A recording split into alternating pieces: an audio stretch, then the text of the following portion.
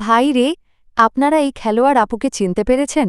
উনার নাম না জানলেও উনি যে অভিনেতা সিদ্দিকের প্রাক্তন বউ সেটা কমবেশি অনেকেই জানেন। উনি একমাত্র মেয়ে যাকে দেখে লজ্জাও লজ্জা পায়। কেউ কেউ উনাকে উর্ফি জাভেদের আপডেট ভার্সনও মনে করে। 2 দিন আগে এই মাঠ কাঁপানো খেলোয়াড় আপুটি বলেন উনি খুব ভালো খেলেন, মানে ক্রিকেট ফুটবল আর কি। অবশ্যই আপুকে দেখে বোঝা যায় উনি অনেক বড় মাপের খেলোয়াড়। উনার মতো বড় মাপের খেলোয়াড়কে ভুঁড়িওয়ালা সিদ্দিক কোনোভাবে কন্ট্রোল করতে পারবে না, এটাই স্বাভাবিক। এজন্যই হয়তো তাদের ডিভোর্স হয়ে গেছে।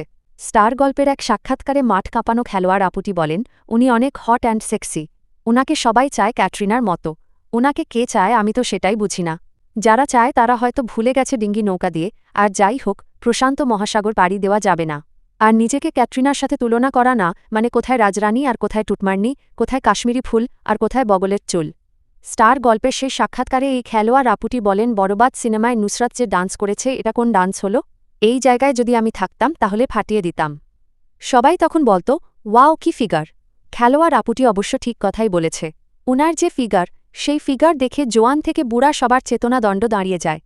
নুসরাতের বদলে উনি যদি আইটেম গানে থাকত তাহলে উনি এতটাই ফাটাত যে পুরুষের তৃতীয় পা দাঁড়িয়ে উনাকে সম্মান জানাত। মাঠ কাঁপানো খেলোয়াড় আপুটির এই ফিগার ধরে রাখার জন্য উনি নাকি অনেক কষ্ট করেন। প্রতিদিন হাড় ভাঙা পরিশ্রম করে ঘাম ঝরান, ঠিকই তো ঘাম না ঝরালে কি এমন ফিগার ঠিক রাখা যায়? এখন আসল কথা হলো উনি কি জিমে ঘাম ঝরান, নাকি আবদ্ধ রুমে সিলিং ফ্যানের দিকে তাকিয়ে ঘাম ঝরান, সেটা যেহেতু দুইটাতেই পরিশ্রম হয়।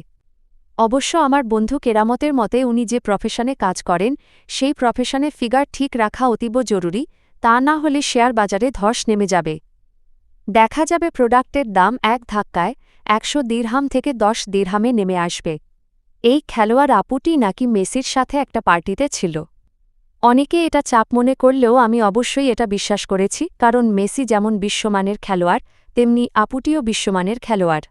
মেসি ফুটবল খেলে, এখন আপুটি কি খেলে সেটা জানতে চেয়ে আমাকে লজ্জা দিবেন না।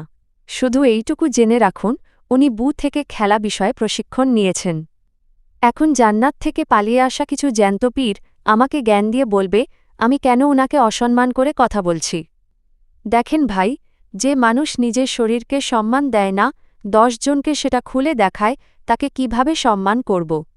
একটা মেয়ে হয়ে যদি বলে আমি অনেক হট অ্যান্ড সেক্সি, আমার ফিগার অনেক সুন্দর, আমাকে সবাই চায়, তাকে আর যাই হোক আমি সম্মান দিতে পারব না। এই খেলোয়াড় আপুকে দেখে আমার মাঝে মধ্যে মনে হয় সিদ্দিক ছোটখাটো ইঞ্জিনিয়ার হয়ে এত বড় ইঞ্জিনকে কিভাবে এত বছর সার্ভিস দিয়েছিল।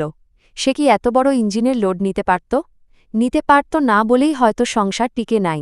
অভিনেতা সিদ্দিককে তো আপনাদের কাছে নতুন করে পরিচয় করিয়ে দেওয়ার কিছু নেই। একসময় জনপ্রিয় এই অভিনেতা নায়ক ফেরদৌসের কাছ থেকে আশীর্বাদ আর নায়ক রিয়াজের সহচর্যে ঘেউ ঘেউ লিগের দালাল হয়ে যায়। কয়েকদিন আগে কুত্তামার খেয়ে বর্তমানে জেলের ভিতরে উটপাখি সিদ্ধ ডিমের শুভেচ্ছা নিচ্ছেন। আমার মনে হয় সিদ্দিকের ডিম থেরাপির অংশ থেকে কিছু অংশ খেলোয়াড় আপুকেও দেওয়া হোক। প্রাক্তন হলে কি হবে, উনারও তো হক আছে। যাই হোক, শেষমেশ আমি গোলাম হোসেন একটা কাজের কথা কই। কক্সবাজার গেলে আইফোন পাওয়া যায়, দুবাই মালয়েশিয়া গেলে কি পাওয়া যায় না? মানে মাঠ কাঁপানো খেলোয়াড় আপুটি প্রায় সময় দুবাই মালয়েশিয়া যায়, তো তাই আর কি জিজ্ঞেস করলাম।